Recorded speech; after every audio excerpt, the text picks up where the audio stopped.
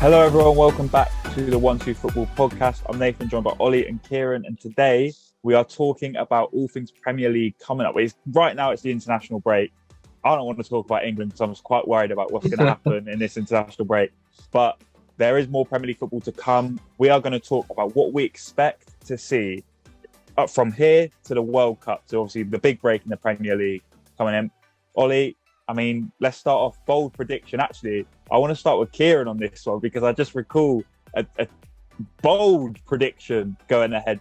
We were using this little table calculator. We're going to base our predictions off that. So based off scores that we think are going to happen. Kieran, I want to hear this bold prediction to kick us off. We're going to go hard off the jump. Bold or lunatic? I'm not sure which one's best to describe it, to be honest. It's terrible take. Give it a... He's froze. He knows how bad it is. Here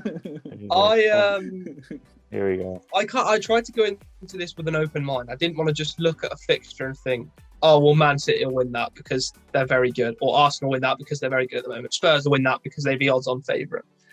I tried to go into it with an open mind, looking at it from maybe different perspectives as opposed to how the table looks at the moment. And upon doing that, I have landed with Everton quite high up in the table that I predicted up until the World Cup. Now, I saw it and at first I was like, what? How has this ended up here? But as I kind of went back through, and this is not just based on how good or bad I think the team are, you've also got to think about the fixtures that they've got coming up.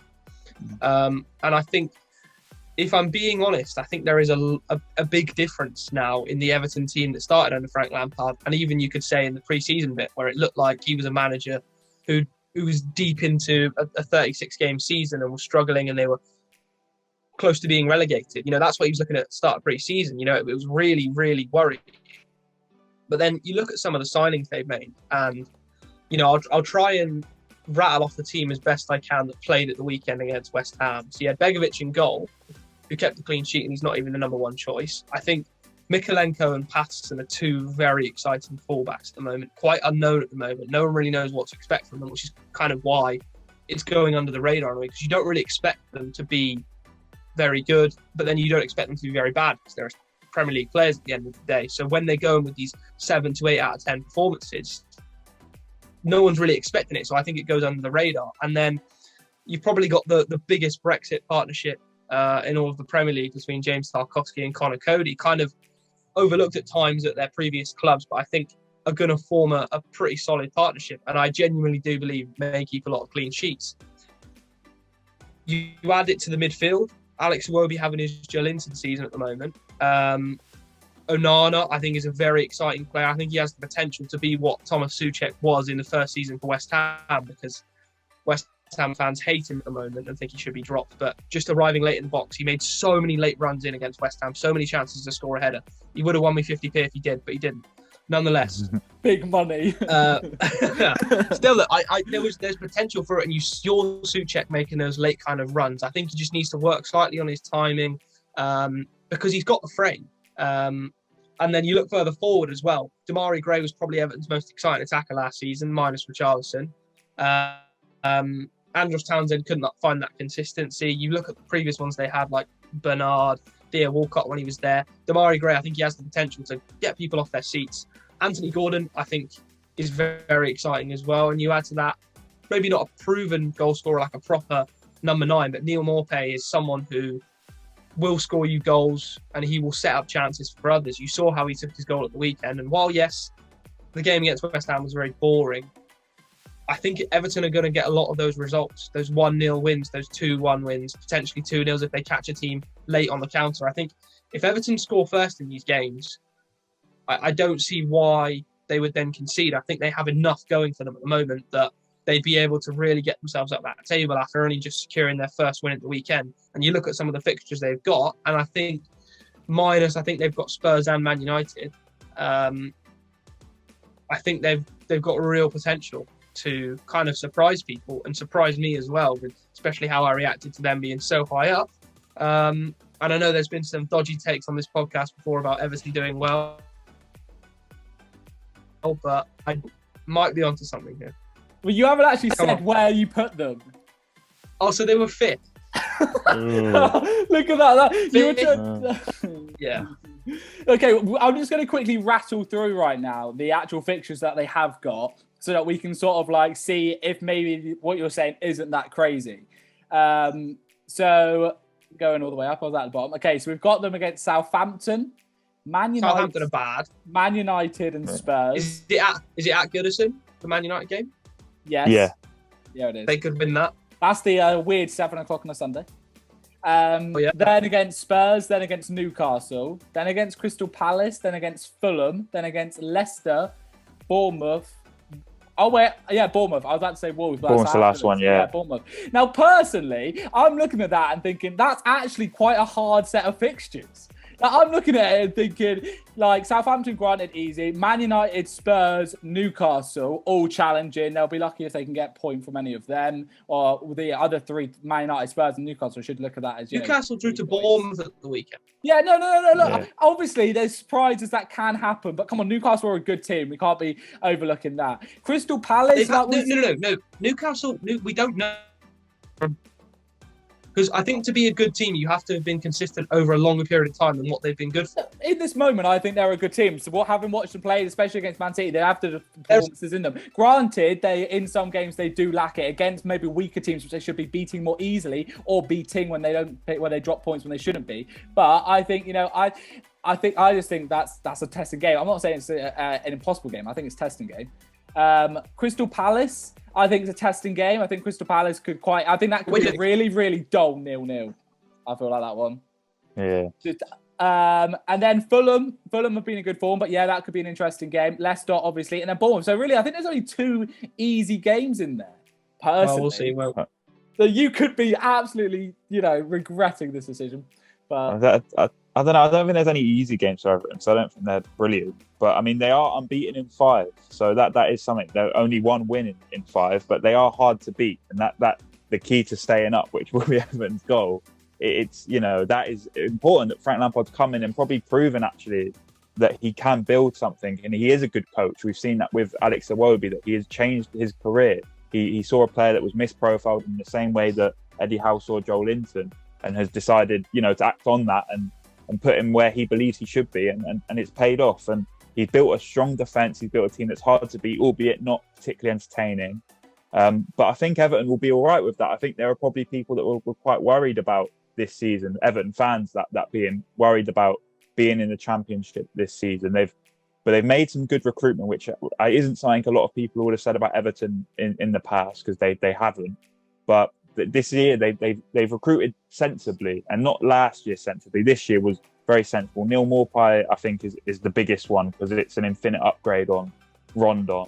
And then when DCL's out, you've got someone that is capable of playing in the Premier League and scoring goals, as proven. And I thought they were really good against Liverpool. I mean, albeit Liverpool weren't great, but they looked really good there. Beat West Ham. Yeah, I don't think they'll finish 5th. I was going to say, where have you got them, Nathan? I want to have this, by the way. I want to say one team just because I want to focus on it, just because of where I've got them in my position. I've got them 12th. I've got them 12th, so only a 1-place upgrade on where they are now. But I think they'll be solid. I don't think they'll be necessarily in trouble. I just don't think they'll be in challenging Europe. I got them in 11th, to be fair, so pretty similar to that. Yeah. I got them not pretty, to be fair. How many points off this? How many points off 5th? 8, 11. I've got mine points off 5th. Oh crap! This is maths. 7. I've got 7. I've only got my 7. That's not too far. That's not too far. Yeah. Hey, I've call me crazy.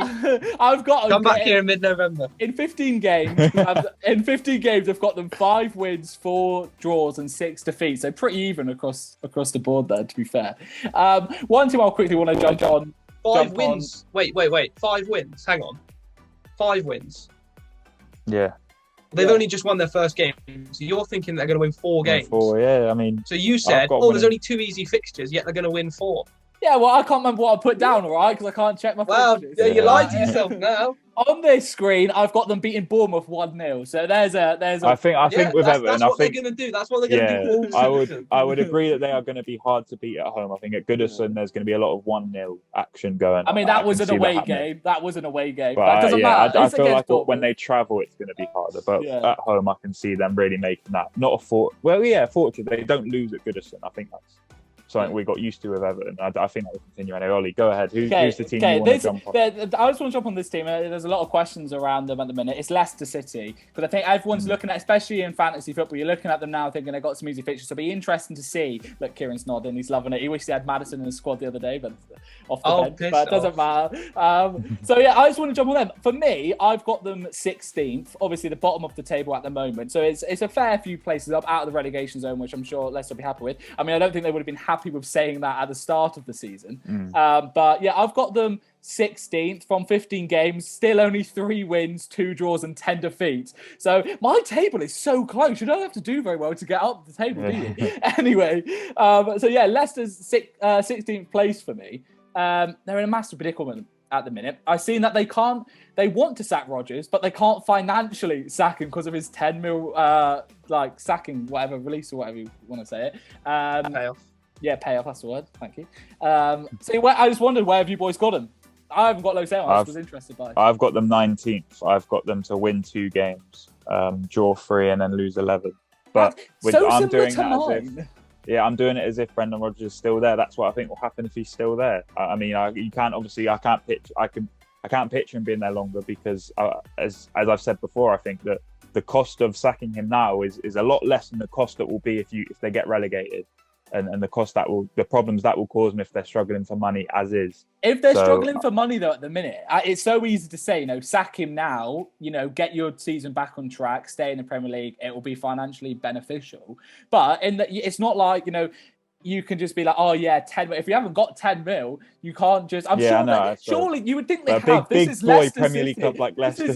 Surely they have. But there's reports saying that they haven't. That they're in massive financial difficulties. Or maybe we saw that with their transfer window as well. Yeah, exactly. That is another massive. Faz's the only player that they properly brought in. Yeah, so I mean, it's not as easy just to say, oh yeah, 10 mil, you'll get it back in season. You have to have that in this moment. So where have you got them, Kieran? We've both got them fairly low. I've got them still in the relegation zone in 18th, with 2 wins, 5 draws, and 8 losses. So I've got them getting a few points here and there because although I think they have some good attackers who can turn it on at any moment, I think Harvey Barnes probably needs to be the one to kind of turn it on soon because I think at the moment James Maddison he's kind of carrying that team a little bit in the forward areas.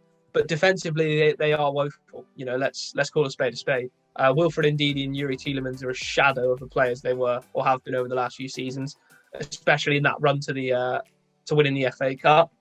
But like you said, they do have some easier fixtures. And while you can look at it through a fantasy Premier League lens in a way that, I don't care if they lose 3-2 to Bournemouth because James Maddison got a goal and assist. So that's why you put him in there.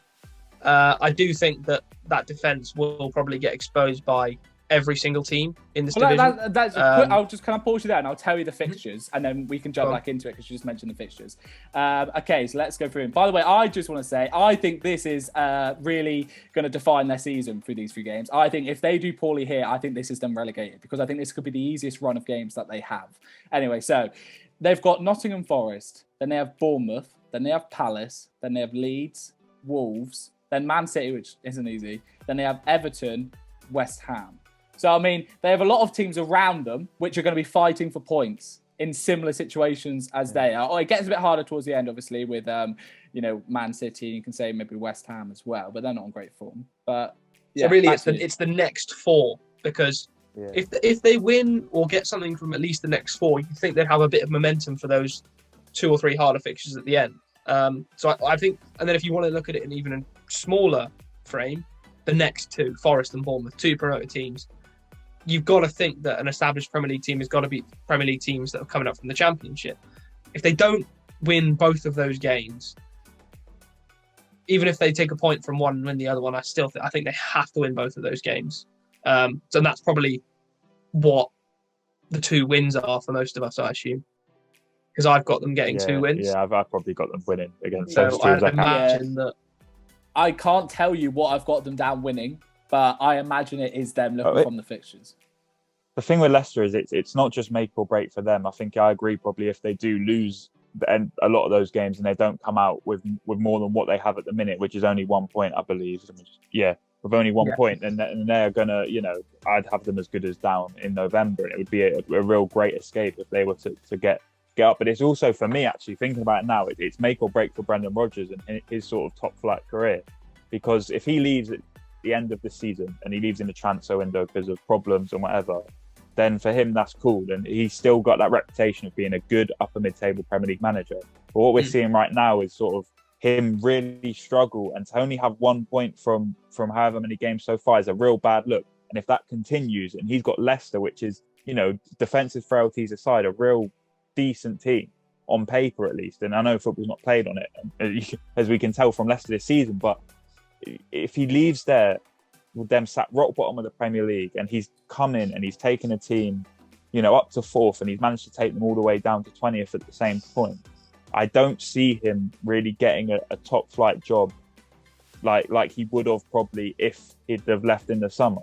I slightly disagree, to be fair, on that front. I just can't see it, because it exposes the big problem with Brendon Rodgers as a manager, and as teams look to build sort of on formation. Brendon Rodgers has always had this, or he had it at Liverpool at least, where it goes well, and then when it goes bad, it just goes bad, and he looks bad again. And obviously Celtic, that didn't happen, but Celtic, that's what I was saying. A bit different. I think obviously it's going to dent his status, and how high up people look at him. Obviously, if anyone takes a team from there down to there, or even if they weren't up there at the start, if they get relegated or near relegated, it's going to impact your reputation.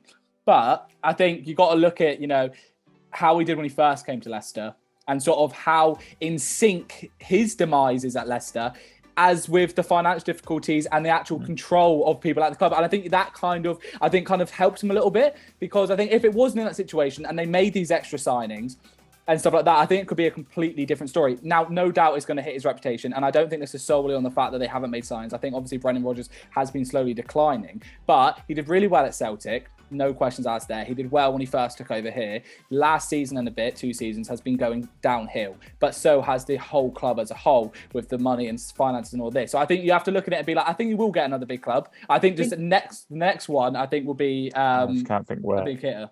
They won the FA Cup less than 2 years ago. I know. Yeah, exactly. That's what I'm saying. So I don't think there has been a steady decline. I think it's been quite a fall off, really. They've always struggled to get over the line in certain places. If you think about the last few years, it's come down to the last day. I think it was against Man United. United put them to 4th in the lockdown season, and then last season, Spurs were their last fixture, and us beating them resulted in them losing out on, I think it was Champions League again. So they've always been there, but then actually getting over the line has been the problem. It's just kind of been, they've got so many good players, but it feels like the heart and soul of the club has kind of gone with, if you think about stalwarts of that Leicester title team, one end of the pitch and the other end, Kasper Schmeichel, Jamie Vardy. Kasper Schmeichel's gone. Yeah, Jamie Vardy is not the same player he was. And that's just kind of, that is how it works. If you are a striker that relies on having blistering pace that terrifies defences, as you get older, it's going to decrease. There's nothing to say that Vardy isn't a clinical striker, he clearly is, but what's happened to him doesn't allow him to then get into those positions as comfortably. And Leicester have been so used to playing with him up front that, yes, you can say Iheanacho and Daka are good players to have off the bench and come on and fill in cup games and stuff, but can they really fill the shoes that he's left? I don't think so. So to then come into that this season, where it's almost completely fresh. Like you had a bit of it last season where Vardy would get some injuries, but then he'd come in for a couple of games, score some goals, get Leicester back up the table, to have it almost not at all with his fitness and worrying about how much he can play and how much he can affect the game. You kind of go from having these reliable postage stamps of players to nothing. I mean, I just want to say, you just said, sorry, Nathan, you just said it's very quick at this point. You said that you don't think it's been a steady decline. I'm talking as if we're looking at this from the end of this season. So we're 10 months down the line. Probably the last half of last season, they were declining. So I'd say that's a steady-ish decline for like a season and a half, to slowly getting progressively worse. That's why it's a steady decline. Currently, no, it's been quite a steep decline in the past, 5 months. But if we're talking 10 months down the line further on, I'd say that's steady. I just think, I understand there's mitigating factors. I understand that it's not all just cut and dry. Leicester are bad just because Brendon Rodgers is bad. It's not because he's not, and that that's not the reason why. I just think the fact that they are still so bad at defending, and they have been for the last year and a half, I think that is such a bad look. The fact last year they never addressed that problem with set pieces, and I understand financially not addressing Kasper Schmeichel. I mean, Danny Ward, I just feel sorry for the bloke. He's clearly not good enough. And it's not even a case where you want to even bash him. You just want to be like, come on, mate. I'm sorry they're doing this to you. They're making you go in goal with this terrible defence in front of you, and you're not good either. So it's a big problem. But the fact that, and I understand they've not helped Rodgers in that sense, but the fact that they're so bad at defending, and it's not just they've got bad, they've been bad for the last year and a half. I think that's a really bad look for Leicester. But let's not just look at the bottom of the table. Let's look at the top as well. Let's look at who we've got in that top four. I think the only real big change I've got, and I'm sure this will be a quick point because I think everyone else has got it, is I think we're all expecting Manchester City to rise above Arsenal and go top. The question I have is, does anyone have them losing again in between here and... No, I do not know. I got them drawing. I've got them 13 wins, 2 draws. I got a draw. Yeah. I got 30 wins, 2 draws, exactly the same. Yeah. I just don't see it happening. I don't know who I've got them drawing against. I've got them drawing against Spurs. I remember doing that. So I think they'll draw with Spurs, and I think I think that's the Man City. And in the rearranged game that they're going to play, they will draw against Spurs. Wait, no, have I not Spurs? Maybe not Spurs. Maybe who do I have? I've got them drawing against Liverpool. Have they already played Spurs? Am I being stupid? Well, we were going to play them, but then obviously... That's what I'm saying. It's going to get rearranged. It will be rearranged in between. But it won't be before the World Cup. I think it will be. Or when? I don't know. They got to make the decision themselves. But I did them as if they're going to get rearranged before the World Cup. And then I have Spurs being the ones to draw with City. But they've gone 2-0 down a couple of times. I just can't see them losing. It's not going to happen, is it? Whereas Arsenal, I feel despite how good they've been, I still feel that they're fallible. I feel like they might lose a game or two, and then they will lose a game or two. I don't have them. I've got them losing 2 games, saying a game or 2. I got Arsenal losing 2, drawing 1, and winning 12. Yeah, I have them 12-1-3. So I think they'll lose 2 more games than they have already, and I think it might be against. I can't remember if they're playing this. I think it's one against City, and then I think I've got the other one. But they've got to play City. That's been cancelled. They've got to play Liverpool, Spurs, and Chelsea.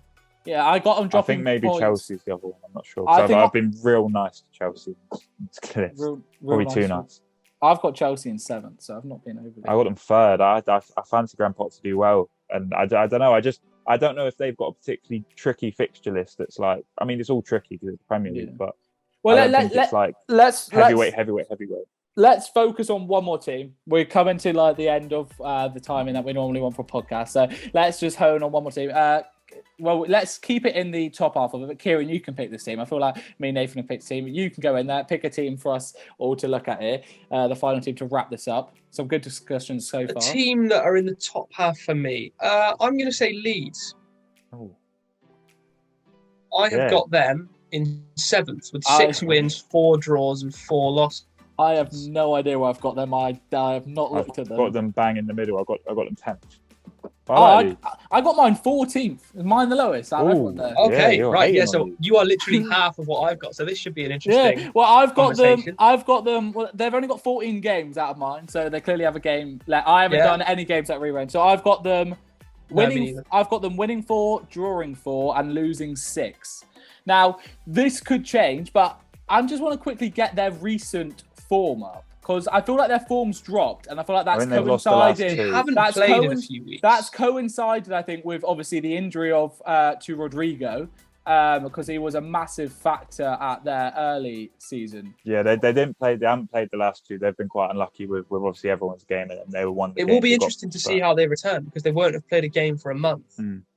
Yeah. So is that going to have an effect? I am getting. Or will it have the I opposite? guess it allows time for Bamford to get fitness. Yeah, and Bamford. I saw that he played for their under-23s in midweek and scored a hat trick, I think. So yeah, because he's their back last playing, win, which is a good thing. Their last win was against Chelsea, their 3-0 win. Since then, they were lost. Really good. Since then, they lost to Brighton 1-0, drew to Everton 1-1, and got smashed by Brentford 5-2 in the game that I think every Tony win on FPL was dreaming and in love with that. Prior to that, they drew to Southampton 2-2 and they beat Wolves 2-1. They had a really good start to the season, but like I said, Rodrigo was a goal scorer, and I think after they lost him, their forms dipped. Now, they should be having him, like we've said, and Bamford back, so they're going to have those players back.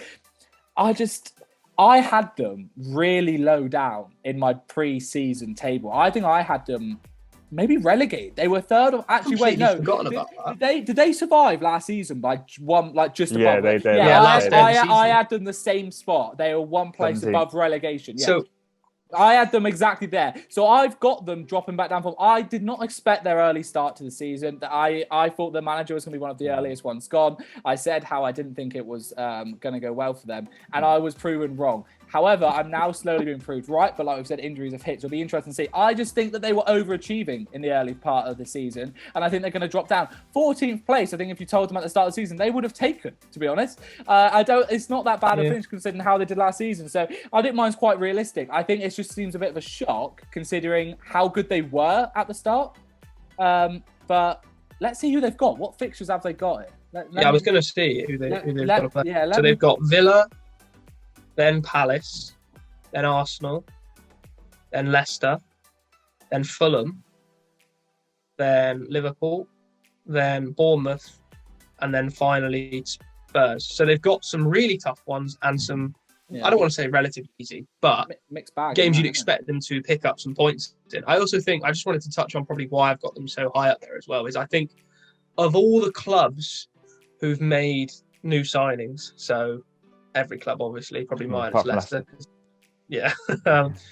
I think players they brought in have had the greatest impact to their starting 11.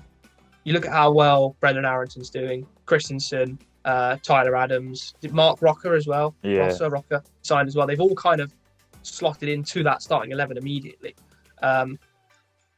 And so, because all of them are playing well, you could probably have moments where two aren't on it and two are. Jack Harrison's had a great start to the season as well. You think about how much they've struggled with injuries over the last season. They really had a hard time. I think they've got a bit better squad depth now.